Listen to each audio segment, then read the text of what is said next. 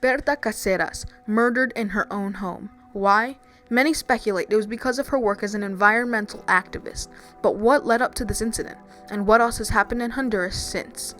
Jose Manuel Zelaya Rosales was president of Honduras. He had been president since 2006. Zelaya had brought things such as free education, subsidies for small farmers, minimum wage was raised 80%, and poverty was reduced 10%. But in June of 2009, President Zelaya was overthrown by a military coup d'etat. Those responsible for the coup believed that they were doing the right thing because they believed that Zelaya was trying to change the constitution to add more years to his presidency. Zelaya had in fact been trying to change the constitution, but he denied that he was trying to change it in his favor. In fact, he claimed that he was intending on stepping down in January 2010 as scheduled. This change in power scrambled around many infrastructures. This change brought corruption to the government. Police and state military forces persecuted many protesters that were against the coup and protesters of indigenous and human rights. In Colombia, Peru, and other places in the region, there had been major plans to install mega dams, which are energy generators. In Honduras, there was one of these projects called the Agua Zarca project. The indigenous people living in these areas were very much opposed to the building of the dam because it would be built on one of their sacred rivers. So they went to protesting, non-violently protesting. They had groups and civilians supporting their cause, and one of the lead activists for indigenous rights was none other than Berta Caceres. She was a big mascot for the cause and had led many protests and spoke out publicly against the building of the dams. But on March 3rd, 2016, Berta Caceres was found dead in her home.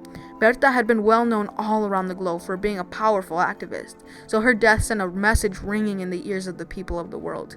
But Berta was not the only one. Many others were killed during this time. Post Berta's death, many protests broke out. Many protested non-violently but were met with violence. They would protest with banners and pictures of Berta and quotes, but the military would respond with violence by throwing tear gas and shooting rubber bullets and using hoses to blast people away. This only fanned the flame, and soon mass protests were set up. The murder rate in Honduras had grown so much, and Honduras had been officially declared a no-go for environmental and human rights defenders. Things had gotten out of hand, and many were constantly dying for their rights. Soon after this commotion, FMO, the Dutch developmental financier for the dams, decided to, quote-unquote, suspend all activities in Honduras, effective immediately. This means that we will no longer engage in new projects or commitments, and that no disbursements will be made, including the Agua Zarca project, end quote. All of the companies also removed their funding for the projects.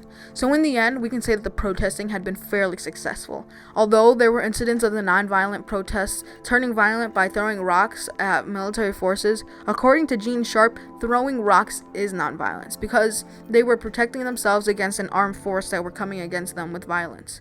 And Gandhi would agree. The nonviolent protests seem to have worked in stopping the companies to have built dams.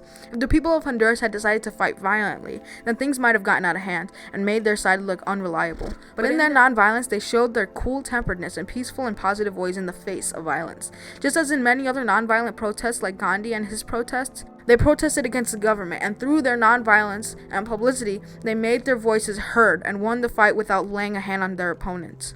So the point is, sometimes it takes persecution and hate and hurt to get change to happen. It won't always be easy, but if you are strong in your beliefs, then you will make it and make your voice heard.